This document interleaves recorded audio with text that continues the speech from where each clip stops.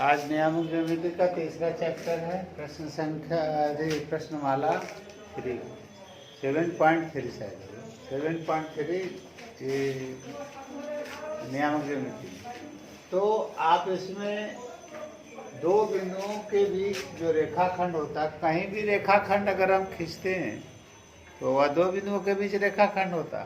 तो यहाँ मान लीजिए एक बिंदु P है जो ग्राफ में आपको दिखाएं, पहले ग्राफ को समझ लीजिए। तो एक बिंदु P है और दूसरा बिंदु Q है। P का नियामक x1 y1 माना है, लिख दिया हुआ x1 y1 है, इसका नियामक x2 y2। अब ये दोनों को मिलाने वाली रेखाखंड PQ हो गया। PQ रेखाखंड पर R कोई बिंदु इस प्रकार है कि रेखाखंड PQ को PR और RQ में विभाजित करती है, जिसका PR और RQ का अनुपात माना है M और N, मान लिया, वहां लिख दिए।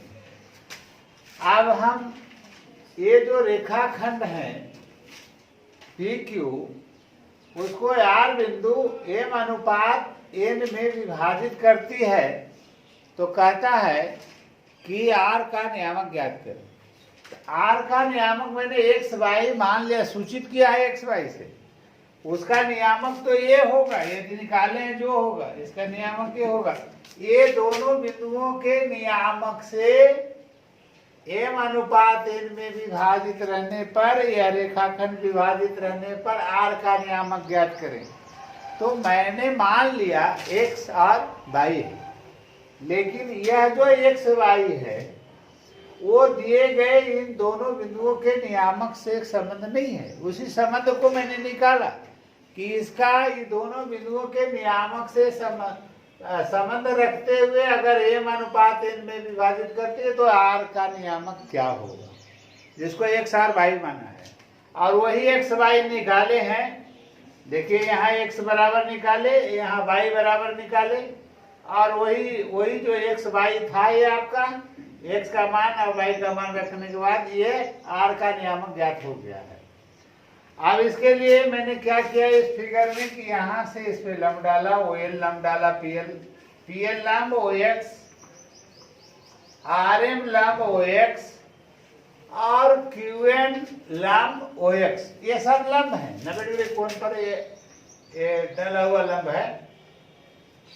अब आपको कोऑर्डिनेट के हिसाब से ये जो x, O और y है, ये मूल बिंदु हो गया।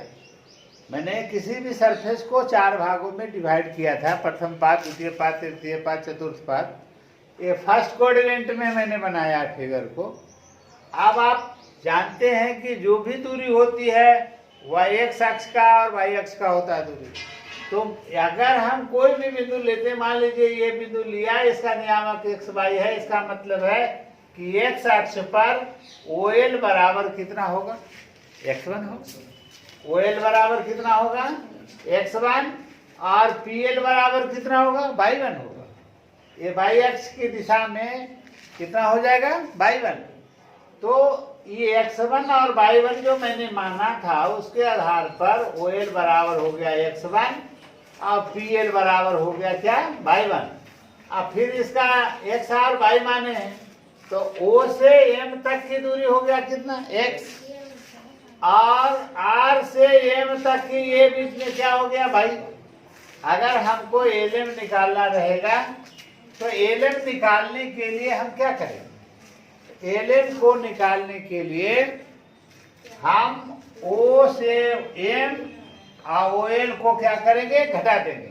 देखिए यहाँ निकाले LM बराबर, यही LM है, तो LM बराबर क्या हो गया, तो OM माइनस क्या, OL, OM माइनस OL माने x माइनस क्या हो जाएगा, x1। इसी प्रकार इसमें आएंगे आप, तो PL बराबर ये देखिए, PL बराबर कितना हो गया, y1, ये y1 हो गया। और R से RM बराबर कितना हो गया, R से RM बराबर हो गया y। इसका मतलब कि AM बराबर कितना हो जाएगा, एम बराबर हो गया y1, एम बराबर ए आर बराबर इसको निकालेंगे तो क्या हो जाएगा, ए आर बराबर हो जाएगा, ये पूरी यहाँ से आर एम में से एम को क्या करेंगे, घटा देंगे। तो पूरी दूरी कितनी थी, 22, और ए एम बराबर कितना था, 1, तो फिर ए आर बराबर क्या हो गया, आर एम माइनस एम मतलब 22 माइनस 22। इसी प्रकार हम यहाँ से इसकी दूरी ओ एन बराबर क्या लिखेंगे, यहाँ से इसकी दूरी, क्योंकि इसका नियामक कितना था, x2/2 है, तो यहाँ से इसकी दूरी हो जाएगी x2 और ये दूरी हो जाएगी क्या, 2। अब आप ही जान रहे हैं कि इसका y1 है, तो इसका मतलब इसके बराबर है, तो ये y1 होगा, y होगा। जब ये y होगा तो ये भी y होगा। अभी y2 पे से y को घटा देंगे, तो y2 माइनस y, ये किसकी दूरी हो जाएगी, BQ या QB जो भी कहिएगा उसकी दूरी आ जाएगी। ये इसका मान BQ बराबर या QB बराबर है y2 माइनस y। अब आप यहाँ तो ये आप सब दूरी निकाल लिए सभी भुजाओं का। ये दोनों त्रिभुज को आप देखें जरा सा, तो ये दोनों त्रिभुज में आप, ये 90 डिग्री का कोण है, ये भी 90 डिग्री का कोण है, ये रेखा लंबवत है, ये रेखा लंबवत है, ये भी रेखा लंबवत है। आप बता सकते क्या ये 90 डिग्री कोण, ये भी 90 डिग्री का कोण, ये भी 90 डिग्री कोण, ये भी 90 डिग्री का कोण, ये भी 90 डिग्री, क्या ये एक दूसरे के समानांतर है, ये रेखा ये रेखा ये रेखा क्या एक दूसरे के समानांतर है, क्या ये एक तिर्यक रेखा है PQ, क्या इसके संगत कोण बराबर हो जाएंगे। जब संगत कोण बराबर हो जाएंगे तो आप देखिए इस त्रिभुज और इस त्रिभुज में यह कोण इसके बराबर हो गया, यह कोण इसके बराबर हो गया। आप कह सकते हैं कि क्या ये एंगल से ये दोनों त्रिभुज समरूप हैं, तो वही डायरेक्ट यहाँ लिख दिया है, PAR त्रिभुज PAR और त्रिभुज RPQ में क्या ये दोनों त्रिभुज समरूप हो गए, बता दिया, समझा दिया वहां कि समरूप है। अब जब समरूप होती है तो उसकी भुजाएं क्या होती, समानुपाती, तो समानुपाती होगी। तो आपने यह कोण को कहा इसके बराबर और यह कोण हो गया इसके बराबर, तो जो शेष कोण बचा क्या, ये शेष कोण के बराबर हो गया ना। तो शेष कोण के सामने की भुजा क्या हो गया बताओ, PA, तो PA, तो शेष कोण इसमें बचा, उसके सामने की भुजा कौन हो गया, RB या BR, देखो यहाँ RB हो गया। इसी प्रकार से आप इस भुजा को अगर आप लेते हैं तो इसका भुजा का समानुपाती कौन भुजा होगा, ए भुजा होगा। तो ऐसी हालत में क्या लिखेंगे, AR बटा क्या, BQ या QB। फिर इसी तरह से आप तो दो भुजाएं हो गई, दोनों त्रिभुज के दो भुजाएं हो गया, एक भुजा बच गया, क्या बचा, PR बटा क्या बचा, PR बटा RQ। अब देखिए इसका मान आपको निकाल दिया था पहले मैंने, ये PA बराबर क्या निकाला था, x माइनस x1 निकाला था, देखिए यहाँ।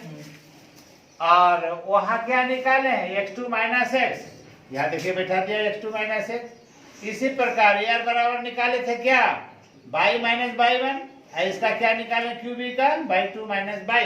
अब इसको बैठा दिया, PR बराबर क्या माने थे, m अनुपात n में था ना, तो ये हो गया m, y हो गया n। अब देखिए ये बराबर का चिन्ह यहाँ भी है और बराबर का चिन्ह यहाँ भी है, इसका मतलब इसके बराबरी भी है और इसके बराबरी भी है, इसका मतलब आइदर हो गया क्या, तो x माइनस x1 बटा x2 माइनस x बराबर हो गया क्या, m बटा n। ये इसको बैठा दिया, तिरछे गुना किया, तो m को x2 हो गया, mx हो गया, माइनस में mx हो गया, बराबर हो गया क्या, nx माइनस nx1, ठीक है। इसको इधर ले आइए, तो mx2 इसको लाएंगे आप, तो हो जाएगा nx1 बराबर, इसको उधर ले जाएंगे तो ये प्लस हो जाएगा, mx हो जाएगा, और ये तो पहले से था ही nx प्लस में, यहाँ ये प्लस में हो गया, ये दोनों को कॉमन हो रहा है x, इधर कॉमन नहीं है, इधर कॉमन है, तो ये कॉमन हो गया, दोनों का x हो गया कॉमन, बच गया क्या, m प्लस n बच गया। अगर हम इसको इधर लिखे, अगर x बराबर लिखना चाहेंगे तो इसको इधर भेजेंगे, तो mx2 प्लस mx1 बटा m प्लस n, x नियामक आ गया आपका, x नियामक आपका आ गया। इसके बराबर ये भी होगा। अब इसके बराबर जब ये भी होगा तो आप इसको लिखेंगे नहीं, y माइनस y1, देखिए y माइनस y1 बटा y2 माइनस y, तो y1 माइनस y1 बटा y2 माइनस y बराबर हो गया m बटा n।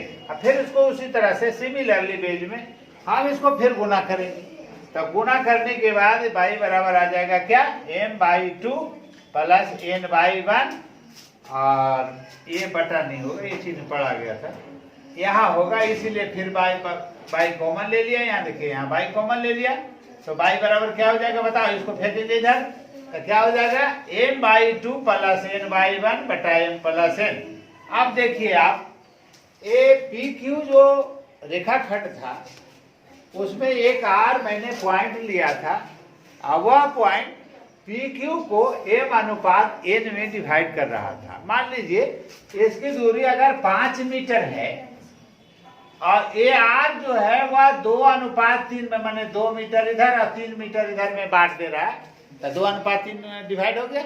अब कहता है इस बिंदु का नियामक आप कैसे ज्ञात करेंगे, तो इसका नियामक ज्ञात करने के लिए ही ये फॉर्मूला निकाला गया है, जो अंतर विभाजन सूत्र इसको बोला जाता है, कि किसी भी रेखाखंड को अंतर विभाजन हम करेंगे तो उस बिंदु का नियामक क्या होगा, हम तो उस बिंदु का नियामक हो गया जो ये r था, जो इसको m अनुपात n में डिवाइड किया था, उसका नियामक हो गया, जो x और y मैंने निकाला वही r का निर्देशांक हो गया mx2 प्लस nx1 बटा m प्लस n, और y निर्देशांक हो गया क्या, m/2 प्लस n/1 बटा m प्लस n। ये हो गया अंतर विभाजन का सूत्र। अब इसको आप उतार लें भली भांति। उतारने के बाद मैं आपको समझने के लिए एक एग्जाम्पल बता दे रहा हूं, उसके बाद आप एक एग्जाम्पल, ये जो आपको अंतर विभाजन था उस पर एक आधारित एक एग्जाम्पल आपको समझा रहे ताकि आपके माइंड में यह बात बस जाए। जैसे मैंने यहाँ लिया था P, यहाँ लिया था Q, देखिए ये P का नियामक यहाँ दिया हुआ कितना, 2 बिंदु दिए गए, जो बिंदु 5 और -2, इसको आप इसका नियामक लिख सकते हैं 5 - 2। इसका नियामक जो Q लिखा हुआ है यहाँ पे, उसका निर्देशांक मान लीजिए कि 9 और 6 है।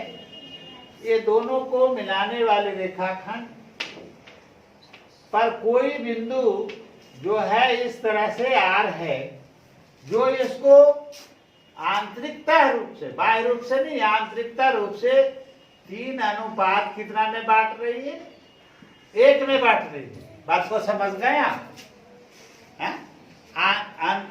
आर का आंतरिकता निर्देशांक कैसे निकालते हैं?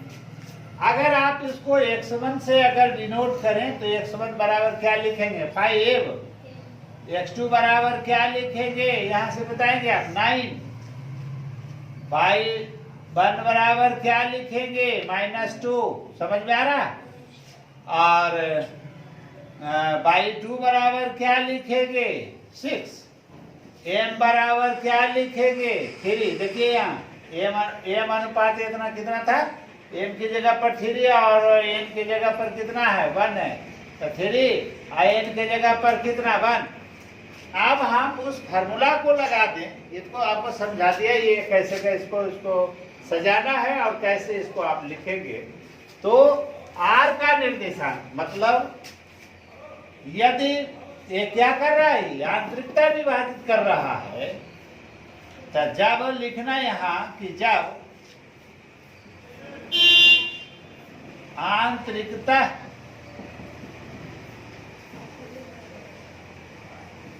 विभाजित करने वाली बिंदु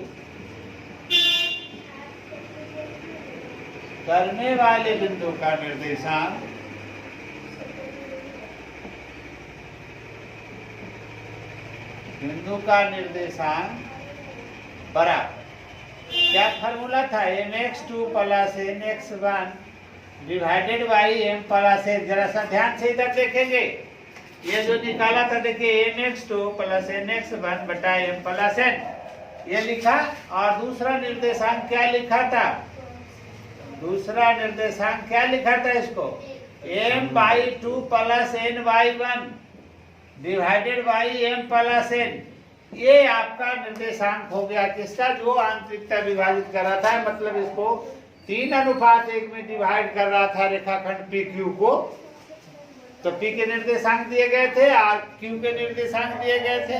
कहा कि R कोई बिंदु है जो इस रेखाखंड को 3:1 में डिवाइड कर रहे। देखिए आपके प्रश्न में लिखा हुआ था 3:1 में विभाजित करती है। तो उस बिंदु का निर्देशांक ज्ञात करें। देखिए उस बिंदु का निर्देशांक ज्ञात करें जो बिंदु इतना को मिलाने वाले रेखाखंड को आंतरिकता रूप से 3:1 में विभाजित करती है। तो R का निर्देशांक निकालने के लिए क्या करेंगे? वही फॉर्मूला लगाएंगे। आपको x1 x2 y1 y2 m बराबर n बराबर सब चुन दिया है। अब इसको केवल बैठाना है। बताएंगे आप m बराबर कितना है? 3 है। x2 बराबर कितना है? 9 है प्लस n बराबर कितना है? 1 है। x1 बराबर कितना है? 5 है। y m प्लस n माने 3 प्लस 1। समझ में आ गया? इसको फिर लगाएंगे तो ये हो जाएगा 3 इंटू y2 बराबर बताएंगे 6 प्लस 1 इंटू कितना? -2 डिवाइडेड बाई कितना? 3 प्लस 1। अब इसको आप फिर करेंगे नोटिया 27 प्लस 5 बटा 4, ये हो गया 18 माइनस हो गया 2 बटा हो गया 4। अब इसको आप कैसे लिखेंगे? इसको जरा इसको समझिए। फिर इसको लिखेंगे कितना? 27 5 कितना होता है? 34 बटा कितना? 4। फिर कितना हो गया? 16 बटा कितना? 4। अब बता सकते हैं कितना हो सकता है? 17 दूनी 34, 17 बटा हो गया 2। आई हो गया कितना? 4 4 16 4। ये किसका निर्देशांक निकल गया?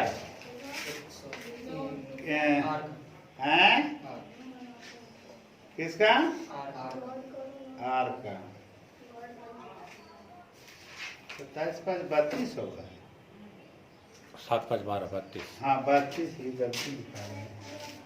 ये तो ठीक है, दे सकता है कि हम अगर कोई दो बिंदुओं के निर्देशांक दिए गए हैं और उस बिंदु को अगर निकालना होगा जिसका जो कि रेखाखंड को m/n में विभाजित करते, तो उस बिंदु का निर्देशांक निकालने का ये फॉर्मूला होगा जो आपको हम ज्योमेट्री के हिसाब से इसका हमने निकाल करके भी बता दिया था। इसी फार्मूले पर आप बैठाएंगे तो आंतरिकता विभाजित करने वाले बिंदु का निर्देशांक आपको निकल जाएगा। ये सब चुन लीजिएगा, चुन के इसको बैठा दीजिएगा। इसी तरह के सवाल हैं बहुत सारे होंगे अध्याय में, उसको भी आप बनाएंगे। और फिर मैं बाह्य विभाजन कल बताऊंगा, उस पर भी आधारित एक आध प्रश्न बता दूंगा। उसके बाद आप बनाए घर में, जो प्रॉब्लम हो फिर बताएंगे। अभी तो 10-20 प्रश्न इसका बताएंगे।